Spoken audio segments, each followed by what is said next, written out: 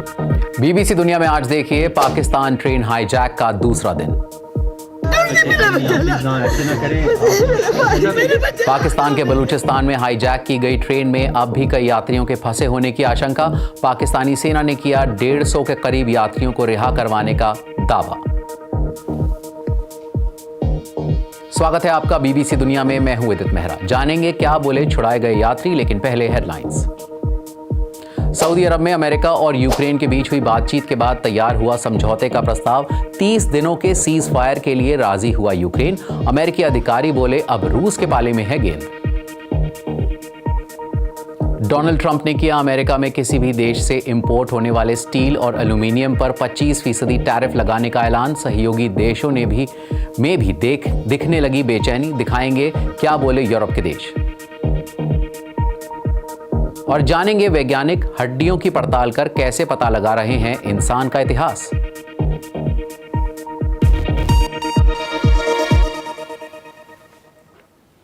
पाकिस्तान में जाफर एक्सप्रेस पर मंगलवार को कब्जा करने वाले बलूचिस्तान लिबरेशन आर्मी चरमपंथियों के खिलाफ सुरक्षा बलों का अभियान जारी है। इस दौरान मारे गए लोगों की सटीक संख्या सामने नहीं आई है, लेकिन रेलवे के अधिकारियों ने बताया कि क्वेटा रेलवे स्टेशन में रिलीफ ट्रेन्स में 100 से ज्यादा ताबूत बोलान भेजे जा रहे हैं। वहीं सुरक्षा बलों ने कहा है कि उन्होंने 30 चरमपंथियों को मार गिराया है और अब तक करीब 200 यात्रियों को छुड़ाया जा चुका है। कैसे हैं जमीनी हालात, जानकारी दे रहे हैं क्वेटा में मौजूद बीबीसी के सहयोगी पत्रकार मोहम्मद काजिम।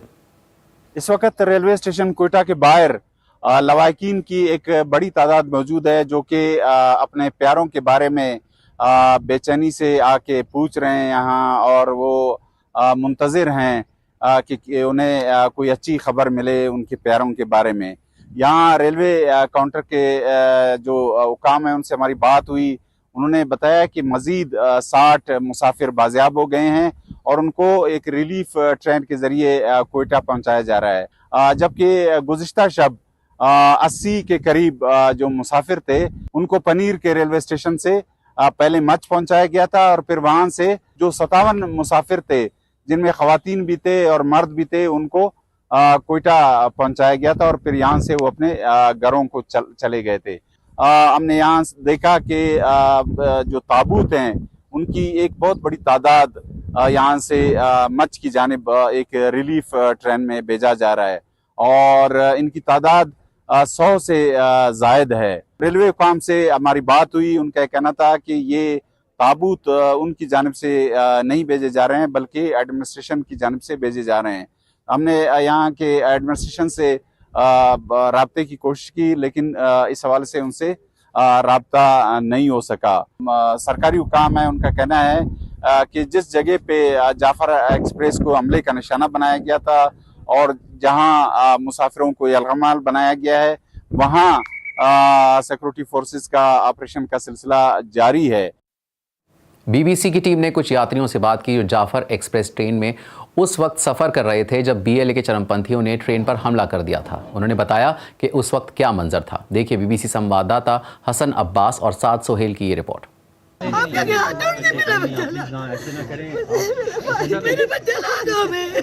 खौफ था मुसाफिरों में, बहुत ज्यादा कयामत का मंजर था। एक धमाका ऐसे हो गया, सारी गाड़ी धुआं हो गया।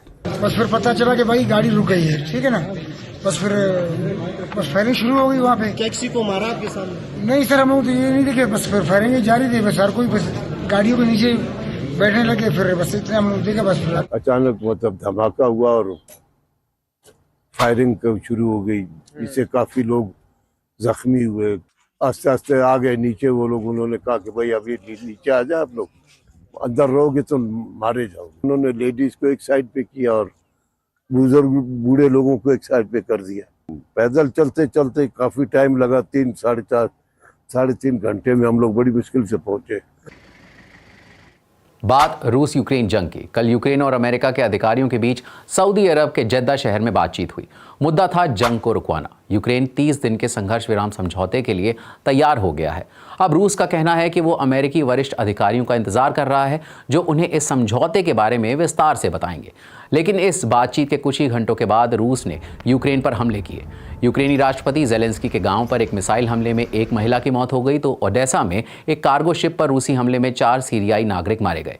रूस ने भी कहा कि उसने बीती रात 21 यूक्रेनी ड्रोन्स को मार गिराया।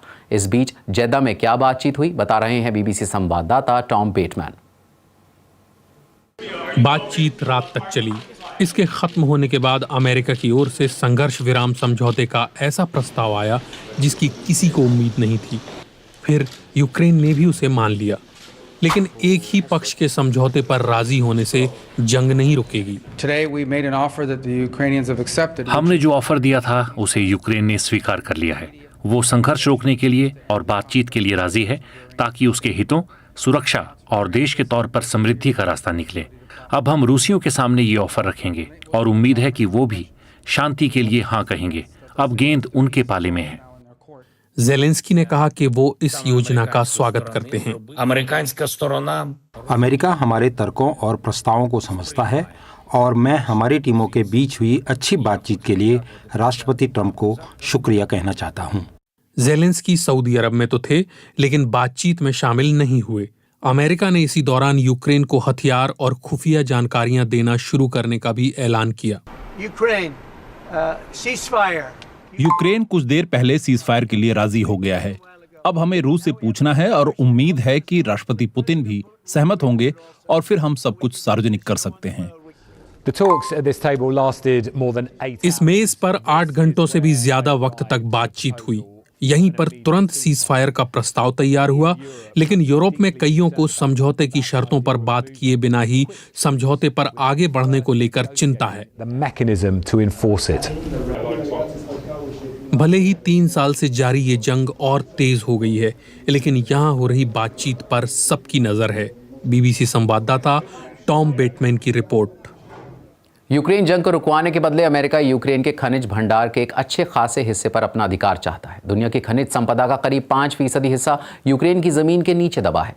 बीबीसी संवाददाता जेम्स वाटरहाउस यूक्रेन की एक ऐसी ही ग्रेफाइट की खदान में पहुंचे और वहां काम करने वालों से जानना चाहा कि अगर अमेरिका के साथ मिनरल डील हो जाती है तो क्या वो यूक्रेन के लिए फायदेमंद होगी। जवालिया की ये खदान यूरोप में अपनी तरह की सबसे बड़ी खदान है, मगर ये साल के 11 महीने बंद रहती है। लाखों टन ग्रेफाइट अभी भी जमीन के नीचे मौजूद है और उसे बाहर निकालने में पैसा लगेगा। इसीलिए यूक्रेन अमेरिका के साथ ये डील करना चाह रहा है जिससे दोनों देशों को खरबों डॉलर का मुनाफा होगा। इस साइट को चलाने वाले इहोर सेमेको ने बीबीसी को बताया कि यूक्रेन के 70 अहम खनिज जमीन के नीचे दबे हुए हैं। अमेरिकी अगर बराबर की साझेदारी कर रहे होते तो ये फायदेमंद होता। नई नौकरियां होती, कर्मचारियों को तनख्वाह मिलती और मालिकों की कमाई होती। तो आप निवेश चाहते हैं। क्या आपको फिक्र है कि अमेरिका के मुकाबले यूक्रेन को इससे उतना फायदा नहीं होगा? मुझे लगता है कि अगर ये यूक्रेन के लिए फायदेमंद नहीं होता तो किसी समझौते पर चर्चा ही नहीं होती। जंग का फैसला होगा सुरक्षा के लिए खोदी गई खाइयों में, लेकिन यूक्रेन के लिए स्थायी शांति का हल ऐसी खदानों में छिपा हो सकता है। राष्ट्रपति जेलेंस्की ने खुद अपने देश के प्राकृतिक खनिजों की पेशकश की थी, बस उन्होंने ट्रंप प्रशासन से ऐसे रवैये की उम्मीद नहीं की होगी। यहाँ एक रिफाइनरी में काम करने वाले वैलेरी कहते हैं कि वो हर किस्म के निवेश से खुश होंगे। अमेरिका को भविष्य में अपने खजाने का एक हिस्सा देने के बदले में यूक्रेन को सुरक्षा गारंटी चाहिए थी। गारंटी कि रूस ने संघर्ष विराम तोड़ा तो अमेरिका उसकी मदद करेगा। पर अमेरिका ने ऐसी पेशकश के बजाय यूक्रेन को दी जा रही जरूरी सैन्य मदद भी बंद कर दी। एक दौर में इस साइट पर हर महीने लगभग 60,000 टन ग्रेफाइट तैयार किया जाता था, मगर अब ये घटकर 5,000 टन के करीब रह गया। सुरक्षा की गारंटी शायद न मिले क्योंकि ये समझौता सैन्य से ज्यादा आर्थिक है, पर अगर विदेशी कंपनियां इसमें शामिल होंगी तो फिर इन इलाकों में कोई दखल नहीं देगा। यहाँ प्रोसेस किए जाने वाले ग्रेफाइट का इस्तेमाल बैटरी, सोलर पैनल और इलेक्ट्रिक कार मोटर बनाने में होता है। फिर उसे दुनिया भर में बेचने से पहले अलग अलग खासियत के आधार पर बांटा जाता है। अमेरिका और यूक्रेन को इससे मुनाफा कमाने में शायद कई दशक लग जाएं, पर फिलहाल ये वो देश है जिसको सिर्फ आर्थिक मदद नहीं बचा पाएगी। BBC संवाददाता जेम्स वाटरहाउस की रिपोर्ट। अमेरिकी राष्ट्रपति डोनाल्ड ट्रंप ने दुनिया के किसी भी देश से अमेरिका में आयात होने वाले स्टील और एल्यूमीनियम पर 25% टैरिफ लगाने का ऐलान किया है, जिसके साथ ही ग्लोबल ट्रेड वॉर बढ़ गया है। सबसे पहला जवाब यूरोपियन यूनियन का आया, जो अगले महीने से 28 अरब डॉलर के अमेरिकी निर्यात पर काउंटर टैरिफ लगाएगा। यूरोपियन कमीशन की प्रेसिडेंट क्या कह रही हैं, आइए सुनते हैं। The European Union must act to protect consumers and business. यूरोपीय संघ को अपने ग्राहकों और कारोबारों को बचाने के लिए कदम उठाने चाहिए। आज हम जो जवाबी कदम उठा रहे हैं वो मजबूत हैं। टैरिफ एक तरह के टैक्स ही हैं। वो कारोबारों के लिए बुरे और ग्राहकों के लिए तो बहुत ही बुरे हैं। On both sides, neither in the European Union nor in the United States. America के सहयोगी देश कनाडा, ब्रिटेन और ऑस्ट्रेलिया ने भी इन टैरिफ्स की आलोचना की है। कनाडा तो जवाबी टैरिफ लगाने की तैयारी कर रहा है। ब्रिटेन सरकार का कहना है कि उनके पास सभी ऑप्शंस मौजूद हैं, जबकि ट्रंप का कहना है कि वो ये सब अमेरिका को फिर से महान बनाने के लिए कर रहे हैं। हमारे साथ कनाडा और मेक्सिको ने गलत व्यवहार किया है, मगर हमारे साथ दुनिया के सभी देश गलत व्यवहार कर रहे हैं। यूरोपियन यूनियन खतरनाक है और हम इसे वापस लेने जा रहे हैं। हम सबसे महान हैं और मुझे देश को लेकर बड़ी उम्मीदें हैं। जनवरी में बतौर राष्ट्रपति दूसरा कार्यकाल शुरू करने के बाद से ही ट्रंप का फोकस टैरिफ पर है, मगर पिछले कुछ हफ्तों में अमेरिकी स्टॉक मार्केट में भारी गिरावट देखी गई है। निवेशक परेशान नजर आ रहे हैं। अमेरिकी बिजनेसेस और उपभोक्ताओं का भरोसा कम हुआ है। अर्थशास्त्रियों को इस बात की चिंता सता रही है कि इससे अमेरिका में मंदी आ सकती है और दुनिया भर की इकोनॉमी भी सुस्ती की चपेट में आ सकती है। बात मध्य पूर्व की। सीरिया के तटीय शहरों में हिंसा जारी है। इस वजह से सीरिया के अलावी समुदाय के लोग पनाह लेने के लिए पड़ोसी देश लेबनान जा रहे हैं। पिछले कुछ दिनों में पूर्व राष्ट्रपति असद के वफादार रहे अलावी समुदाय के लोगों और वर्तमान सरकार के समर्थकों के बीच झड़पें हुई हैं। सीरिया के राष्ट्रपति अहमद अल-शरा ने इन घटनाओं की जांच के आदेश दिए हैं, मगर लोगों का पलायन जारी है। BBC संवाददाता लेबनान पहुंची, जहां उन्होंने अलावी समुदाय के कुछ लोगों से बात की। देखिए ये रिपोर्ट। इस नदी के इस तरफ सुरक्षा है तो दूसरी तरफ डर। This is the river that separates Syria from Lebanon, where I'm. ये नदी सीरिया और लेबनान को बांटती है। उस तरफ मौजूद सीरिया के तटीय शहरों में हो रही हिंसा की वजह से लोग अपनी सुरक्षा के लिए नदी पार कर लेबनान में आ रहे हैं, जहां मैं इस वक्त खड़ी हूँ। Into Lebanon in search of safety. हजारों लोग, जिनमें से ज्यादातर अलावी समुदाय से हैं, वो लेबनान की सीमा पर मौजूद तलबीरे जैसे शहरों में पनाह ले रहे हैं। इनके चेहरों पर डर साफ नजर आता है। इस डर के पीछे का कारण वो कहानियां, वो वायरल वीडियोस हैं जिनमें उन्हीं जैसे अलावी लोगों पर जुल्म सितम होते दिख रहे हैं। कुछ ने दावा किया है कि वो ऐसे अत्याचारों के चश्मदीद रहे हैं। हिंद ने बताया कि सीरिया के हमा में 2 महीने पहले हथियारबंद लोगों ने उनके घर पर हमला कर उनके परिवार के सभी पुरुषों को मार दिया। वो उसी वक्त टार्टूस से भागी और कुछ दिन बाद लेबनान आ गई। उन्हें डर था कि कहीं हमला फिर से ना हो जाए। मेरे भतीजे 11 और 12 साल के थे। उन्होंने उन्हें दूसरे अलावी पुरुषों के साथ खड़ा कर दिया। वो बंदूक लेकर हमारे घर में घुसे और पैसे और सोना लूट लिया। फिर उन लोगों में से एक ने दूसरे से पूछा कि हमारा धर्म क्या है। उसने कहा ये सब अलावी हैं। फिर उसने बंदूक से सभी पुरुषों को मार दिया। मेरे परिवार के लोगों को मार दिया क्योंकि हम अलावी समुदाय के हैं। सच्चाई ये है कि हम सबसे गरीब हैं।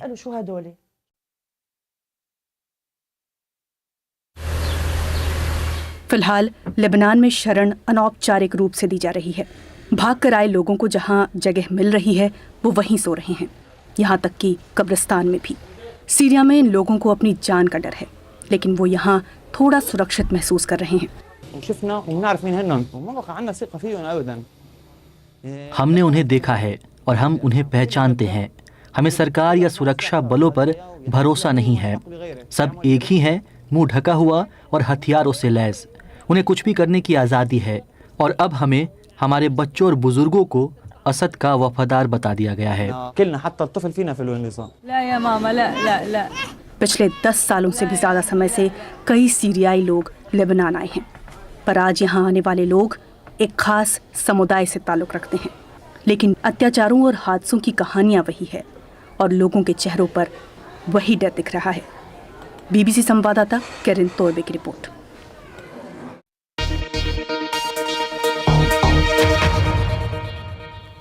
ब्रिटेन के इतिहास की मुख्य बातों को फिर से लिखने के लिए एक नई डीएनए तकनीक का इस्तेमाल किया जा रहा है।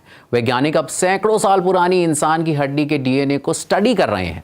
इसके नतीजे उन्हें बता सकते हैं कि लोगों के ग्रुप्स कहां से आए और स्थानीय आबादी के साथ उनका संबंध कैसा था। एक इतिहासकार ने बीबीसी को बताया कि बीते दौर को समझने में ये भूमिका क्रांतिकारी भूमिका निभाएगी। देखिए बीबीसी के साइंस कॉरेस्पॉन्डेंट पल्लव घोष की रिपोर्ट। ये हड्डी यॉर्कशायर में 1500 साल पहले रहने वाले किसी शख्स की है। वैज्ञानिक हड्डी के ऐसे हिस्से को ढूंढ रहे हैं जो सबसे ज्यादा सुरक्षित बचा हो। इससे उन्हें एक नई तकनीक की मदद से ये पता लगाने में मदद मिल सकती है कि इनके पूर्वज कहां से आए थे। हम ब्रिटेन के इतिहास के अलग अलग दौर को समझना चाहते हैं, रोमन काल से लेकर सैक्सन्स के आने तक, और हम ये भी जानना चाहते हैं कि इन सब ने देश में विविधता कैसे बढ़ाई। यहाँ प्रोफेसर स्कॉगलैंड आर्कियोलॉजिस्ट्स के साथ काम कर रहे हैं। वो काफी ध्यान से कब्रों से हड्डियां हटा रहे हैं। वो इनमें से जो डीएनए इकट्ठा करते हैं उससे ब्रिटेन के इतिहास के बारे में बहुत कुछ पता चल सकता है।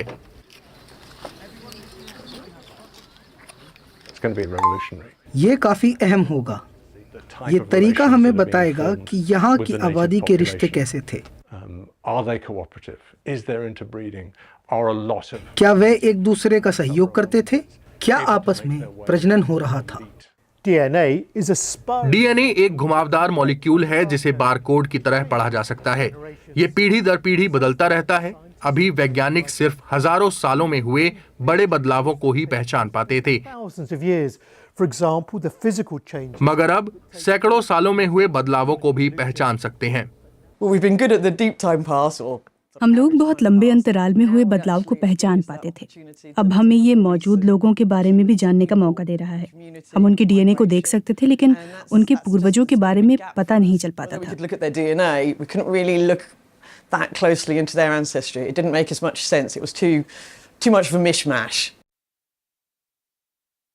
ब्रिटेन के म्यूजियम में छानबीन के लिए हजारों अवशेष रखे हुए हैं। सभी की अपनी कहानी है।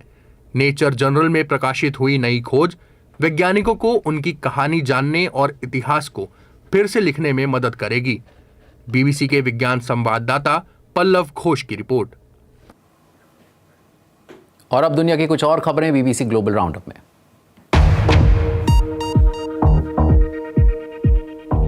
ऑस्ट्रेलिया में एक शख्स टाइटेनियम से बने दिल के साथ 100 दिनों तक जिंदा रह पाया है।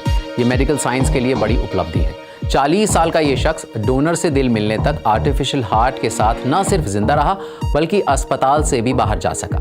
इस शख्स की पहचान जाहिर नहीं की गई है।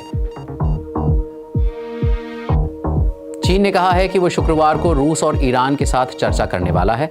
चीन के विदेश मंत्रालय ने कहा है कि बातचीत का एजेंडा ईरान का परमाणु कार्यक्रम रहेगा। तीनों पक्षों के बीच ये बातचीत ऐसे वक्त में हो रही है जब ईरान और अमेरिका के रिश्ते तनाव भरे हैं। इसी हफ्ते ईरान की नेवी ने चीन और रूस के साथ मिलकर ओमान की खाड़ी में अभ्यास किया था। ग्रीनलैंड की विपक्षी डेमोक्रेटिक पार्टी ने करीब 30% वोट लेते हुए आम चुनावों में जीत हासिल की है। ये एक सेंटर राइट विचारधारा वाली पार्टी है जो डेनमार्क से धीरे धीरे आजादी हासिल करना चाहती है। 2021 में हुए चुनावों के मुकाबले इस बार पार्टी ने 3 गुना बेहतर प्रदर्शन किया है। फिलीपींस के पूर्व राष्ट्रपति रोड्रिगो दुतार्ते को लेकर एक प्लेन हेग पहुंच गया है। इंटरनेशनल क्रिमिनल कोर्ट में उन पर ड्रग्स के खिलाफ छेड़े अभियान के दौरान मानवता के खिलाफ अपराध करने का मुकदमा चल रहा है। इस मामले में उनके खिलाफ गिरफ्तारी का वारंट जारी हुआ था। फिर जैसे ही वो हांगकांग से लौटे उन्हें हिरासत में ले लिया गया। उन्होंने इसका विरोध किया, मगर चंद घंटों में उन्हें प्लेन में बिठाकर नीदरलैंड के हेग भेज दिया गया। और कार्यक्रम पर आप मुझे फीडबैक दे सकते हैं। एक्स पर मेरा हैंडल है @bbcvidit। आज के लिए इतना ही।